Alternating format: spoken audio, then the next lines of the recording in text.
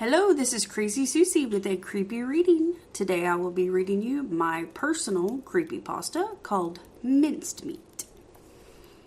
Chapter 1. Mandy and Julie went on a road trip in search for the sweetest fruit they could find. It was the start of summer and they wanted to make pies filled to the brim with the sweetest berries. They argued over which berry to use. Mandy preferred strawberries, while Julie only liked blueberries. They realized a grocery store would not provide the freshest of berries, so they took a trip to the nearest farmer's market. When they arrived at the farmer's market, Mandy and Julie were amazed at all of the vendors that were set up there, selling produce. They started walking around and talked to each of them one by one. They found farm-fresh milk, eggs, corn, green beans, fresh-baked breads, but still no berries. They walked on and chatted with more of the farmers. As Mandy rounded a corner, she noticed, just past a vendor selling seedlings, there was a stand with fresh pies. Maybe, just maybe, they had berries. Mandy asked, "Excuse me, sir, do you have any berries for sale?" The older gentleman replied, "I'm sorry, young lady. We only have mincemeat pies for sale today. My wife and I made them on our farm. The pies are from scratch." "What sort of berries are you looking for?" "We were hoping to find some strawberries and blueberries." "I'm sorry, we don't have any," said the farmer's wife. "But we do have blueberries and strawberry plants that are full of fruit back at the farm. We don't usually invite people out to the farm, but we can see you girls are on a mission to have the best possible pie. So we invite you both to come back to the farm and pick berries if you want. There will be a fee, of course. Nothing in life is free, you know.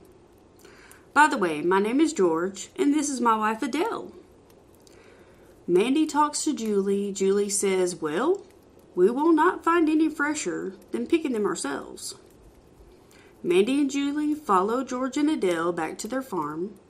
They drive for what seems like hours before reaching a remote house surrounded by land and woods. Mandy thinks, "Wow, it's so peaceful out here." When they get out of the car, Mandy looks around, notices that there is no other houses that can be seen from her car. Everyone gets out of their cars and heads into the house. Adele and George lead the girls into the kitchen and invite them to sit at the table.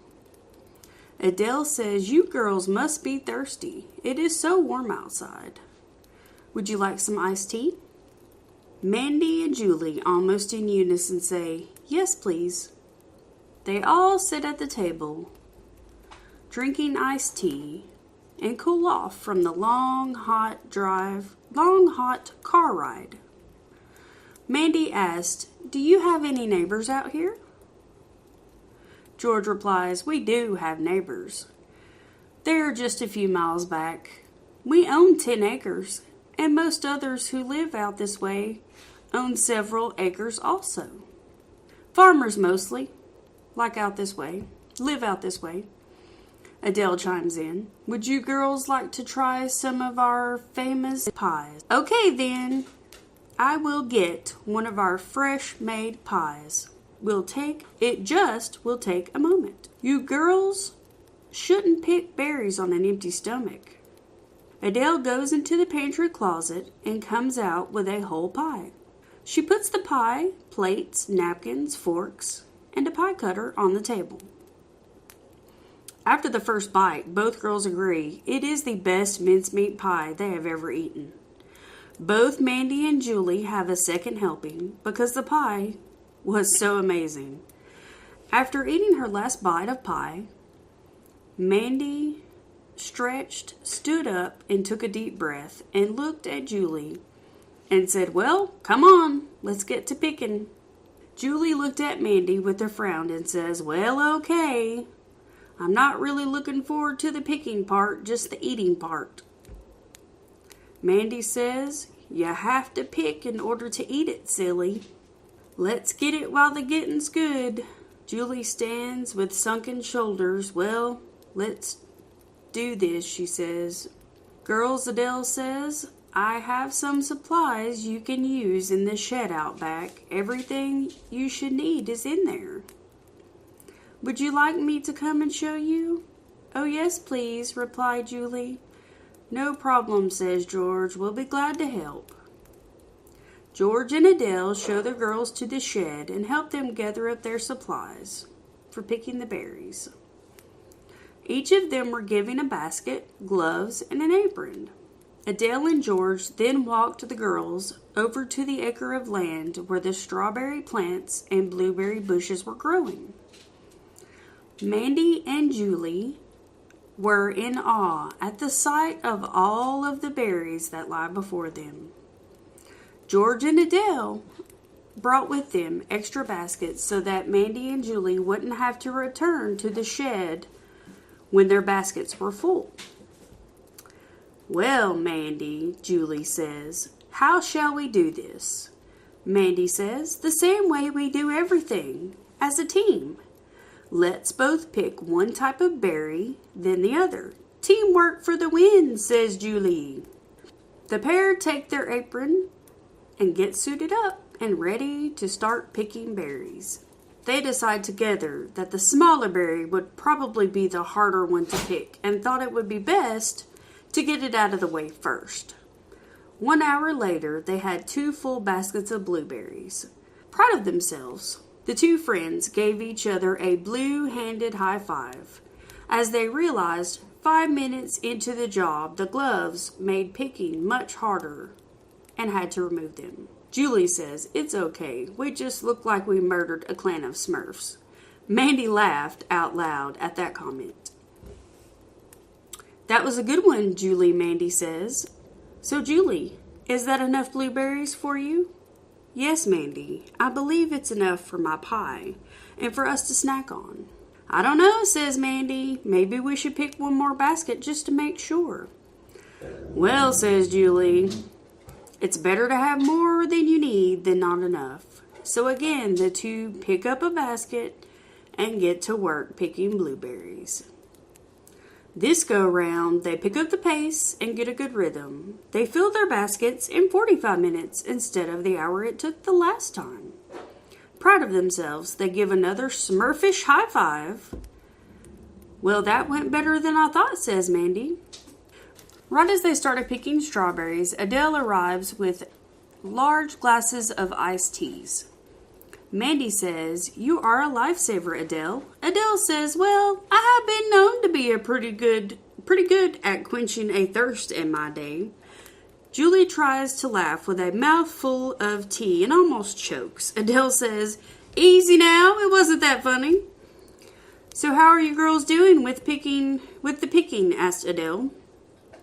It's going well, better than I had expected anyway, says Mandy. We have picked extra. I hope it's okay, says Julie. Why, yes, replies Adele. You ladies pick as much as you like. Just don't get yourselves overheated out here. These berries are good, but they're not worth heat stroke.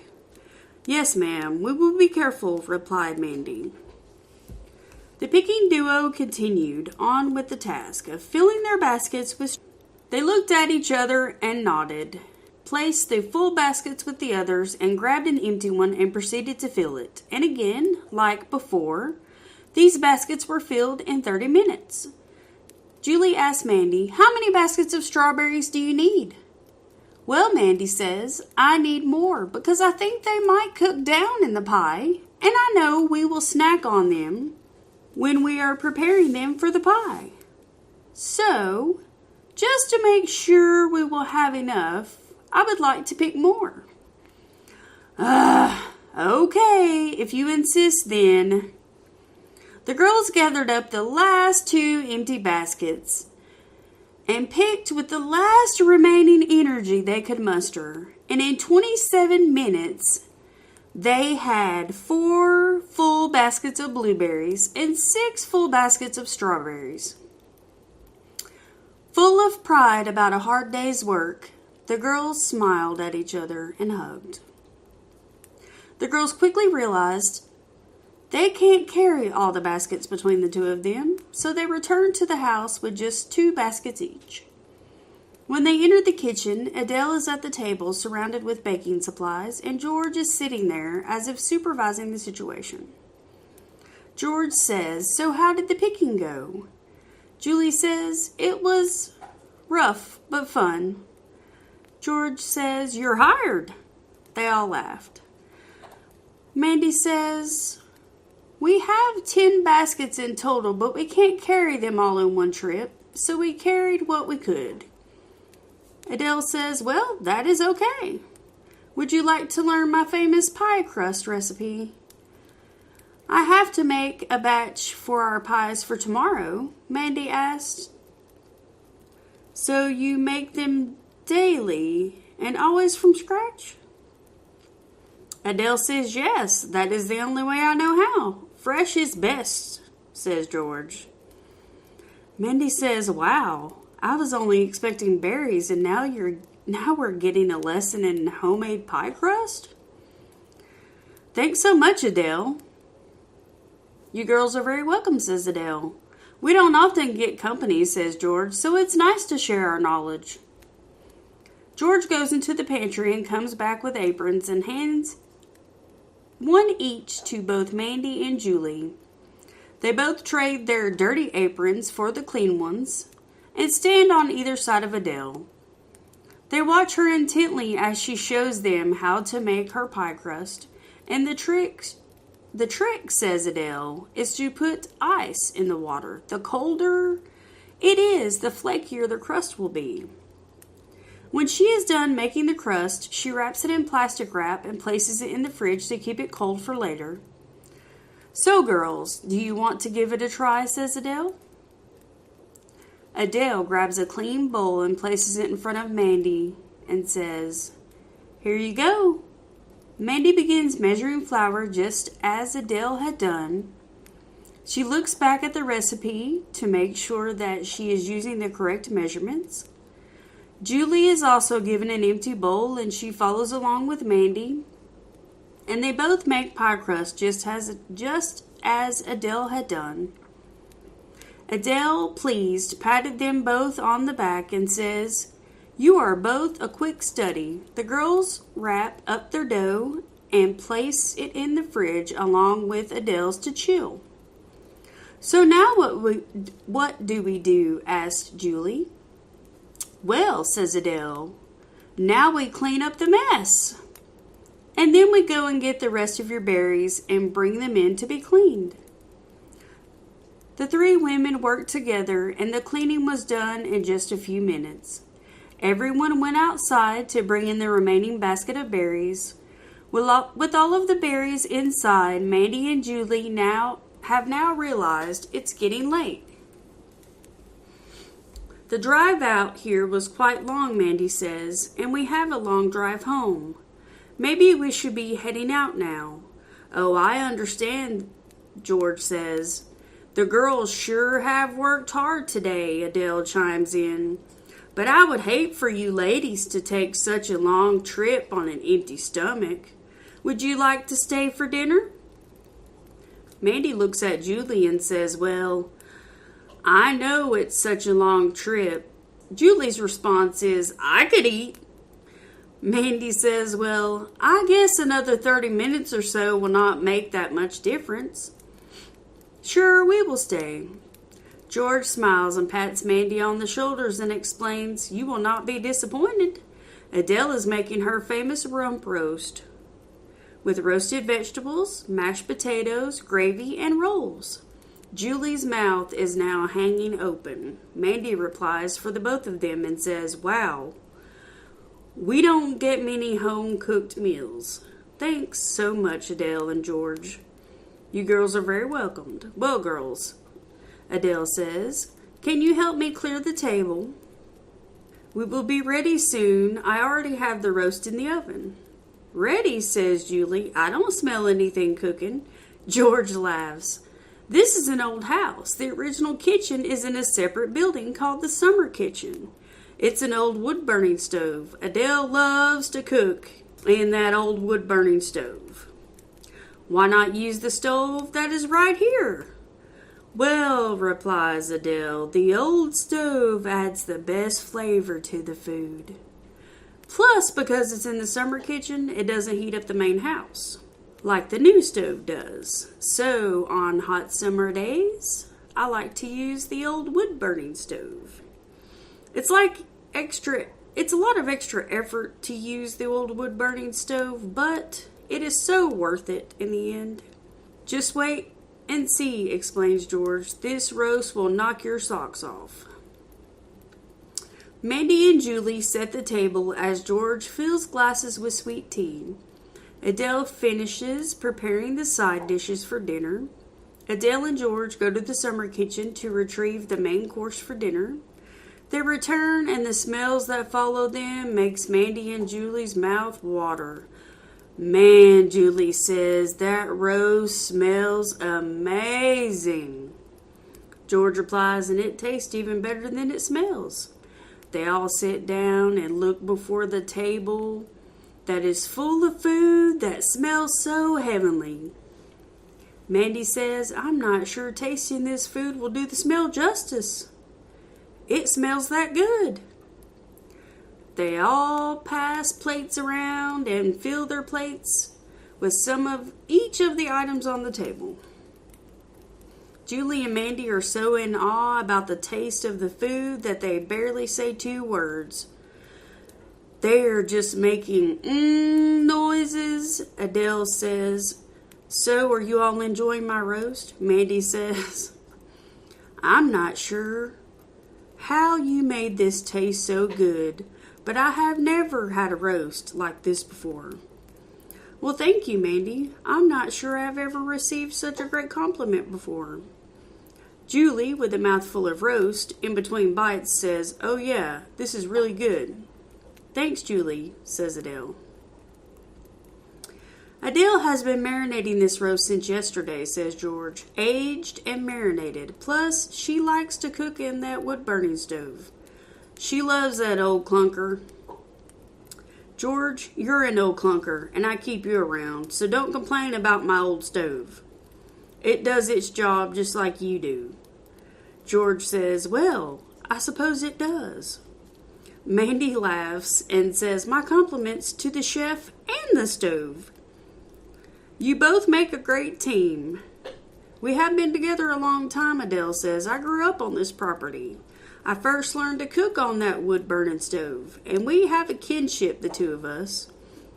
This is awesome, says Julie. My dad is in the military, so we moved my whole life, my whole childhood. I've never lived in the same place more than a year. That's horrible, says Adele. It must have been lonely. Oh, you learn how to be tough, self-reliant. Replied Julie. Well, says Mandy. You have me now. We have been friends for nearly 4 years, all the way through college. And we are roommates. George chimes in.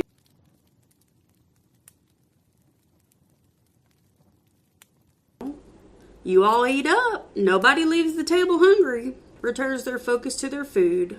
And the girls ask Adele again, what is your secret? This food is so good. You're such a good cook.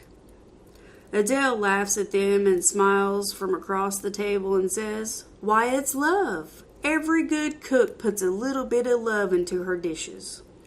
The girls chuckle at her response. They're getting close to being done with the main part of their meal and almost ready for dessert. Julie says, I feel kind of dizzy, like the room is spinning. Mandy says, are you going to be okay? Do we need to go ahead and leave? George says, you shouldn't leave. If she's not feeling well, what if it's from being out in the heat and you start feeling poorly too? I would hate for you two to get into an accident. Maybe you just need some sugar. Let's have some peach cobbler, Adele says. Let me go and get it from the summer kitchen. It'll only take a minute. I'll be right back. Adele returns in just a couple of minutes with the best smelling peach cobbler you can possibly imagine. The smell fills the whole kitchen and the dining room. I have some ice cream to go with it too. Can you get it out of the freezer, George? Adele puts the cobbler on the table and gets some bowls and spoons. She came back with George following with a big bucket of homemade ice cream. Wow, says Julie, you really don't play around when it comes to cooking, do you, Adele? Well, Julie, my mother and grandmother always cooked from scratch. So I do also. I like to know what is in my food. She dishes out the cobbler, and George gives each serving a big scoop of homemade vanilla ice cream. She hands the girls a helping of cobbler a la mode with the spoon. Okay, girls, tell me what you think. Wow, says Mandy, this should be illegal because it's so good. Julie could not say a word, only grunting noises. When everyone was done eating, they all helped with clearing the table. George put the leftovers away. Adele washed the dishes because she insisted that guests do not do chores, and told the girls to go rest in the den. What seemed like a couple of hours passed. Mandy realized she had dozed off. She is trying to wake up, but she feels too tired. She's thinking to herself, why do I feel this way? She forces her eyes to open, but it is still dark. I can't move, and I don't know where I am. The last thing I remember was eating dinner. Where is Julie? She screams for her, Julie! But barely a peep comes out. What's going on? Where am I? What is happening? Where's my friend? All of a sudden, she feels something cold and wet bump into her shoulder. What is that? What the hell is going on? Help! Help! She keeps yelling, but her voice is barely making any noise. She is so confused as to what's going on. All she can do is cry, and she finally dozes back to sleep. Some time passes. She isn't quite sure if it's 20 minutes or 2 hours. She's woken up by a stabbing bright light in her face. Good morning, says George. I hope you slept well. What's going on here, George? Demanded Mandy. What are you talking about? Asked George. Mandy says, I'm tied up here, and where the hell is Julie? Well, says George, you see, I'm afraid there's been a small oversight on our part. Let me explain. This is why we don't often invite people to the farm. Adele loves company and playing hostess. After all, she is so great at it. Don't you agree? Well, anyway, it always goes sour in the end, and I really do hate that. But that is just the nature of who we are, and we can't help that. What are you talking about, George? Well, Mandy, we have a taste for the most rarest of meats. A meat that no store sells. And I'm afraid, my dear, that meat is you. But don't worry. I make sure you don't feel a thing. I would hate for you to get scared and ruin the meat. We want you to be nice and sweet. Those are the pies that sell. Yes, they sell like hotcakes. Oh, and Julie, she's right over there. Mandy's mouth is gaping open with a look of shock. Tears are streaming down her face. She looks behind her where George had pointed, and hanging there from a meat hook like a side of beef is Julie gutted, with one leg removed. Mandy vomits and sobs out loud. Her voice has returned. What the hell is wrong with you two? Well, nothing. We were raised to eat this way, just like being raised to kill your own chickens. How is it any different?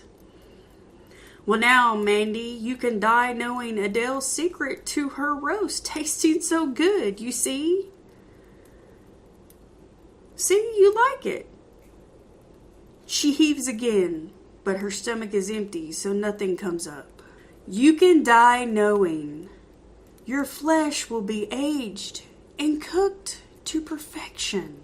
And that is the end of Chapter 1. I hope you stay tuned for Chapter 2. And please check us out on iTunes, Google Play, TuneIn, Twitter. We also have a Facebook and a YouTube. And this is Crazy Sussie's Creepy Readings. Thank you guys for listening.